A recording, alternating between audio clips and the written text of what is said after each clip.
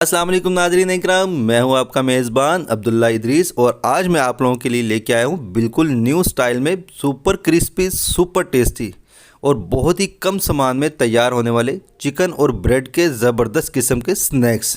नाज़रीन इकराम, चिकन का तो नाम ही सुन के सबके मुंह में पानी आ जाता है। तो ये ऐसी रेसिपी है जिसको बनाने के लिए आपको बहुत ज़्यादा चीज़ें बाज़ार से लाने की ज़रूरत नहीं पड़ेगी। बहुत कम चीज़ें लेके आएंगे, सिर्फ ब्रेड और चिकन हम लोग बाज़ार से लेके आएंगे, बाकी चीज़ें हम लोग घर से इस्तेमाल करते हुए इसे बनाएंगे और इंशाल्लाह बहुत ही ज़बरदस्त किस्म की बनेगी। तो वीडियो शुरू करने से पहले आप सबसे मेरी रिक्वेस्ट है कि अगर आपको मेरी वीडियोज़ अच्छी लगती हैं तो इसे लाइक शेयर और आपके अपने चैनल लाहौरी ज़ायके को सब्सक्राइब करना बिल्कुल भी मत भूलिएगा। तो चलिए फिर शुरू करते हैं नाज़रीन इकराम, बिस्मिल्लाहिर्रहमानिर्रहीम।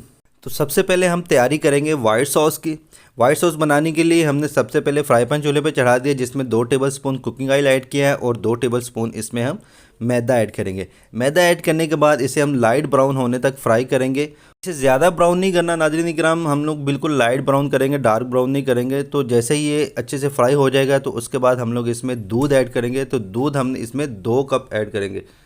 यहाँ पे आप लोगों ने चीज़ों की रेशो चेक की है, 2 चम्मच इसमें कुकिंग ऑयल, 2 चम्मच ही इसमें मैदा ऐड किया है और 2 कप इसमें दूध के ऐड किए हैं। और उसके बाद दूध ऐड करने के बाद हम लोग तकरीबन 1 से 1.5 मिनट तक इसे पकाएंगे। तो ये देखिए ये थिकनेस हो जाएगी इसकी, इतना ही गाढ़ा हमें चाहिए। जो रेशो बताइए आप लोग सेम इसी तरीके से बनाइएगा, इंशाल्लाह बहुत ज़बरदस्त किस्म का वाइट सॉस आपका बन के तैयार होगा। इसके बाद कुछ स्पाइसेस हैं वो हम लोग इसमें ऐड करेंगे, जिसमें 1/2 टेबलस्पून नमक ऐड किया है, 1 टेबलस्पून इसमें हमने काली मिर्च कुटी हुई ऐड की है और 2 टेबलस्पून इसमें हमने चीनी के ऐड किए हैं, शुगर जो होती है, और 1/2 टेबलस्पून लास्ट पे हमने अजीनोमोटो ऐड किया है। आप लोग चाहें तो इसे ऐड कर सकते हैं, अगर चाहें तो इसे स्किप भी कर सकते हैं, ऑप्शनल है ये। और इसके बाद हम लोग इसे मज़ीद 1 से 1.5 मिनट तक पकाएंगे। और उसके बाद हमने ये 200 ग्राम चिकन लिया है नाज़रीन इकराम, 200 ग्राम चिकन लेके इसे हमने बॉईल कर लिया है। बॉईल करने के बाद इसके हमने रेशे कर लिए हाथों की मदद से, आप लोग भी इसी तरीके का बनाइएगा। और फिर इसके बाद हमने ये चिकन इसमें ऐड कर दिया। चिकन ऐड करने के बाद मज़ीद हम इसे तकरीबन 4 से 5 मिनट तक पकाएंगे। और ये देखिए आप लोग, इसका जब तक घी जो है वो अलग नहीं हो जाता, ये देखिए इसका घी सेपरेट हो गया। 4 से 5 मिनट तक इसे मीडियम फ्लेम पे पकते हुए हो चुके हुए हैं। ये हम लोग इसलिए पका रहे हैं ताकि ये सारी की सारी चीज़ें एक जैसी पक जाएं, एक दूसरे के अंदर जज़ब हो जाए। नमक मिर्च जो भी है मसाला जात वो सारी एक दूसरे में अच्छे से जज़ब हो जाए। तो जैसे ये पक जाएंगे नाज़रीन इकराम, हम लोग एक अलग बर्तन में इसे निकाल देंगे, ठंडा होने के लिए रख देंगे। तो दूसरी तरफ हम लोग तैयारी कर लेते हैं स्नैक्स बनाने की। तो एक बर्तन ले लिया जिसमें मैंने 5 अंडे ऐड कर दिए और 5 अंडे डालने के बाद हम इसे अच्छे से फेंट लेंगे। और इसके बाद थोड़ा सा नमक हम लोग इसमें डाल देंगे और दोबारा से इस नमक को इसमें अच्छे से जज़ब कर देंगे फेंटते हुए। तो ये अंडों को फेंट लिया है। तो ये साथ में ब्रेड क्रम्स ले लिए हैं मैंने, ब्रेड क्रम्ब भी इसमें यूज़ होंगे। तो अब हम तैयारी करेंगे ब्रेड और चिकन के स्नैक्स बनाने की। तो ये जो वाइट सॉस के साथ चिकन हमने बनाया है ये है इसकी फिलिंग, और ब्रेड आप लोगों के सामने बाज़ार से आप लोग ले आइएगा। इस तरीके से हम लोग ब्रेड के स्लाइसेस रख के और उसके ऊपर भर के हम लोग ये चिकन डाल देंगे। ये देखिए इस तरीके से फुल भर के जितनी फिलिंग आप डाल सकते हैं इजीली आप लोग इसमें डाल दीजिएगा। और उसके बाद दूसरे स्लाइस इसके ऊपर रख देंगे बिल्कुल बराबर करके, और फिर हम लोग इसे 4 हिस्सों में काट देंगे। ये देखिए इस तरीके से। तो हमारे पास जितनी भी ब्रेड हैं, ब्रेड के जितने भी स्लाइसेस हैं वो सारे के सारे इसी तरीके से हम लोग उसकी फिलिंग कर लेंगे। और ये देखिए अल्हम्दुलिल्लाह अल्हम्दुलिल्लाह फिलिंग जो है वो सारी की सारी ब्रेड की कर ली हुई है। उसके बाद का जो प्रोसेस है वो ये है कि हम लोग एक एक स्लाइस इसका या एक एक पीस इसका उठाएंगे, उसे अंडे में डिप करेंगे अच्छे से, और फिर ये जो ब्रेड क्रम्स है ये अच्छे से दबा दबा के इसके ऊपर ये लगा लेंगे। और ये प्रोसेस सारे के सारे पीसीज के साथ करेंगे। और सारे पीसीज के साथ करने के बाद हम इसे एक बर्तन में अलग से रख देंगे फ्राई करने से पहले।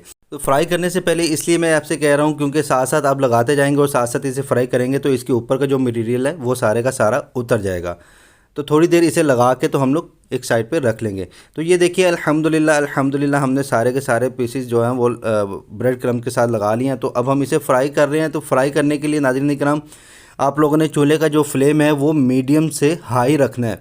मैं अक्सर आप लोगों को कहता हूं कि आप लोगों ने मीडियम से लो रखना है, लेकिन इस रेसिपी में मैं आप लोगों को बता रहा हूं मीडियम से हाई फ्लेम रखना है। उसकी वजह यह है, ये जो ब्रेड है ये बहुत ज़्यादा ऑयल को जज़ब कर लेती है अपने अंदर। अगर आप लोगों का फ्लेम जो है वो चूल्हे का फ्लेम वो लो हो, मीडियम से लो हो, तो ये बहुत ज़्यादा ऑयल अपने अंदर जज़ब कर लेती है।